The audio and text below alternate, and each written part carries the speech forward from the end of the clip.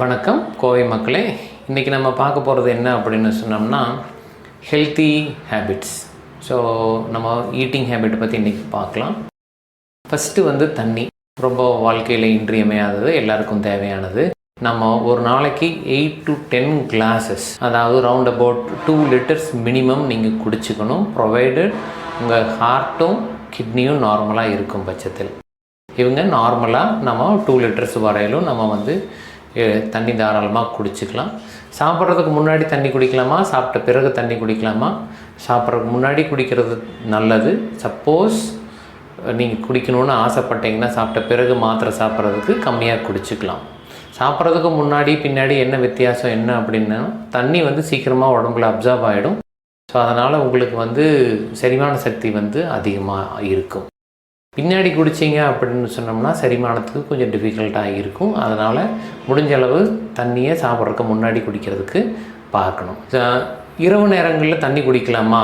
அது நீங்கள் தவிர்க்கிறது நல்லது. சாயங்காலம் 4 மணி 5 மணிக்கு மேலே தண்ணி குடிக்கிறத நீங்கள் கம்மி பண்ணிக்கணும். ஏன் அப்படின்னு சொன்னோம்னா, நிறைய பேர்த்துக்கு இப்போ இரவில் தூக்கம் தடைபடுது. முக்கியமான காரணம் யூரினுக்காக எந்திரிக்கிறது. அதற்கு காரணம் பார்த்திங்கன்னா, நீங்கள் சாயங்கால நேரத்தில் தண்ணி குடிக்கிறது. இரவு நேரம் சாயங்கால நேரம் குடிக்கிற தண்ணியை கம்மி பண்ணிட்டீங்கன்னா இரவில் தூக்கம் கலைஞ்சு நீங்கள் யூரினுக்காக எந்திரிக்கிறது கம்மியாகும். உங்களுக்கு நிம்மதியான உறக்கம் கிடைக்கும். ஸோ தண்ணி இந்த மாதிரி குடிச்சிங்கன்னா உங்களுக்கு ஹெல்த்துக்கு நல்லது. அடுத்தது உங்கள் பிளேட்டில் என்னென்னு பார்க்கும்போது ஃபைபர் கண்டென்ட்டை பற்றி இன்றைக்கி பார்க்கலாம். ஃபைபர் அப்படின்னு சொன்னோம்னா என்ன அப்படின்னு சொன்னோம்னா, நமக்கு செரிமானத்திற்கு டிஃபிகல்ட்டாக இருக்கிற, அதாவது சிரமப்பட்டு செரிமானம் செய்யக்கூடிய ஒரு பொருள் தான் ஃபைபர். ஃபைபர் 2 வகைப்படும். ஒன்று சாலிபிள் ஃபைபர், இன்னொன்று இன்சாலிபிள் ஃபைபர் அப்படின்னு 2ஆக பிரிச்சுக்கலாம். இன்சாலிபிள் ஃபைபர் அப்படின்னு சொன்னோம்னா மரக்கட்டை, மரம் அந்த மாதிரி உள்ள இது நம்ம என்ன தான் நீங்கள் மென்னாலும் சாப்பிட்டாலும் அது இதாகாது. சாலிபிள் ஃபைபர் அப்படிங்கிறது சிம்பிளாக இருக்கிற ஒரு ஃபைபர். அதாவது என்னென்னா, நமக்கு எரிக்க முடியாது, பட் அது நமக்கு ஹெல்த்துக்கு உதவும். அதாவது என்னென்னா, கேரட்டு, பச்சை காய்கறிகள், இந்த மாதிரி பொருட்கள் எல்லாம் சிம்பிள் ஃபைபர்ஸ். அது என்ன செய்யும் அப்படின்னு சொன்னோம்னா, வயிற்றுக்கு ஒரு ஃபுல்னஸ் கொடுக்கும். ஸோ அதனால் என்ன ஆகும்னா, மலச்சிக்கல் உங்களுக்கு வராது. அடுத்தது என்ன அப்படின்னு சொன்னோம்னா, இந்த ஃபைபரில் பைல், அதாவது ஈரல் சுரக்கின்ற ஒரு பொருள் பைல், அது கொலஸ்ட்ரால்லேருந்து உருவாகுது.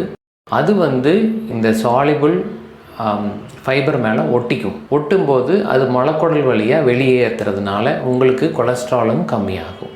ஸோ அதனால் உங்களுக்கு கொலஸ்ட்ரால் கம்மி ஆகணும்னு நினச்சிங்கன்னா சாலிபிள் ஃபைபர் கண்டென்ட்டை உங்கள் டெய்லி உணவுகளில் சேர்த்திக்கணும். சிம்பிளாக சொல்ல போனோம்னா பச்சை காய்கறிகள், வேக வச்ச காய்கறிகள், முழு தானியங்கள், இவை எல்லாமே சாலிபிள் ஃபைபர் கண்டென்ட்டில் அதிகமாக இருக்குது. மூணாவது உங்களுக்கு வெயிட் குறைக்கணும்னு நீங்கள் எதிர்பார்த்தீங்கன்னா, அதுக்கும் இந்த சாலிபிள் ஃபைபரும் கொஞ்சம் லிட்டில் இன்சாலிபிள் ஃபைபர், நார்ச்சத்து அப்படின்னு சொல்கிறது, அதை சேர்த்திக்கிட்டிங்கன்னா வயிறு ஃபுல்லாக இருக்கிற ஃபீலிங் கிடைக்கும். உங்களுக்கு வெயிட் குறையிறதுக்கான வாய்ப்புகளும் அதிகமாக இருக்கும். இந்த மாதிரி சிம்பிள் ஹேபிட்ஸ் நமக்கு நாள்பட செய்யும்போது பெரிய வித்தியாசங்கள் கிடைக்கிறதுக்கு நிறைய வாய்ப்பு இருக்குது. ட்ரை பண்ணி பாருங்கள்.